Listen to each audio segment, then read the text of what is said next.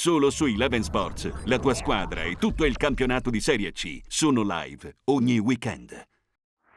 Sponsored by Trattoria Cantù dal 1897. Alle Fornasette di Olginate in Riva All'Adda. trattoriacantù.com. Impresa Valassi Fermo e Franco. L'arte di costruire e ristrutturare. www.valassifef.it. Studio dentistico Caponero Dottor Livio. Sulla bocca di tutti. caponerolivio.it. Treva Home, la tua casa vacanza sul lago di Como. 340 22 45 235. trevahome.it. Fratelli Calegari Pavimenti e Rivestimenti. L'esperienza che fa la differenza. fratellicalegari.it. Alla città di Gorgonzola il Lecco schiera un 3-4-1-2 inedito, le scelte di D'Agostino con Falle chinellato davanti e Strambelli dietro le punte, ma matura un'altra sconfitta, l'ottava in 10 partite di campionato. Il gol arriva ancora una volta in questa stagione per il Lecco, davvero a freddo, l'azione d'Albino Leffe che aggredisce benissimo la partita, Gelli il migliore in campo, il tiro, la respinta di Safaricas e arriva per l'1-0 Giorgione che insacca così. Sono passati appena 2 minuti e l'Albino Leffe è già in vantaggio. Lecco che ancora una volta rincorre gli avversari arretrando verso la porta e subisce un gol in questo tipo di transizione. Sono veramente tantissimi, così come sono 7 i gol arrivati nel primo quarto d'ora della partita. La reazione è tutta in questo calcio d'angolo di Strambelli che finisce sopra la porta di Savini. Dall'altra parte calcio di punizione di Gelli e la respinta di Safaricas in tuffo a sventare il 2-0. Siamo al 6° minuto del primo tempo, l'Albino Leffe, ancora una transizione veloce dei bergamaschi, centrale, il cross, l'incursione di Ravasio che sfiora il gol.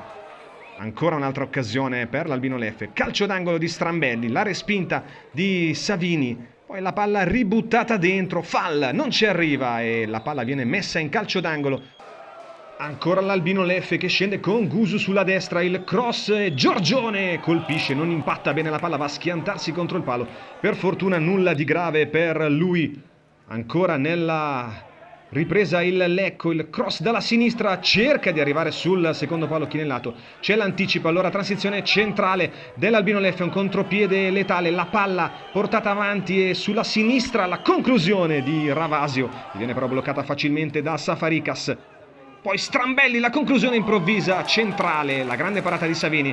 63esimo, contropiede letale dell'Albino Leffe, Moleri porta sull'esterno, Ruffini poi lo stende, è davvero un'ingenuità quella del centrocampista bluceleste. Calcio di rigore per l'Albino Leffe, giallo anche per il numero 28 bluceleste.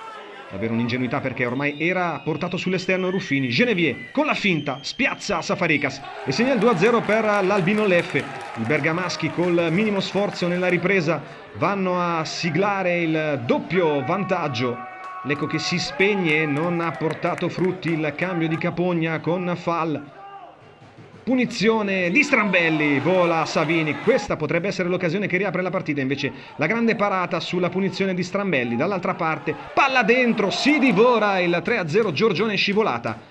Punizione di Gelli, palo pieno, vicino all'incrocio, a Safaricas spiazzato. Non trova il 3-0 l'Albino Leffe che meriterebbe anche la terza rete in questa fase della partita. Altra occasione, ne è entrato Couco, succede di tutto in questa occasione nel cuore dell'area bluceleste. La conclusione di Sibilli e poi Vignati che salva sulla linea.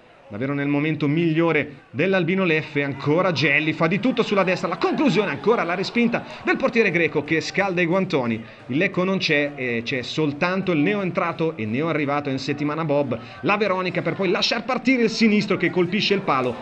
Troppo poco però per questo Lecco che nella ripresa invece di aggredire la partita si fa aggredire dall'avversario e non riesce a rimettere sui binari della parità, subisce così la 8ª sconfitta in 10 partite di campionato, sono 3 consecutive per mister D'Agostino dal suo arrivo in panchina. Il futuro si fa davvero nebuloso per la squadra bluceleste.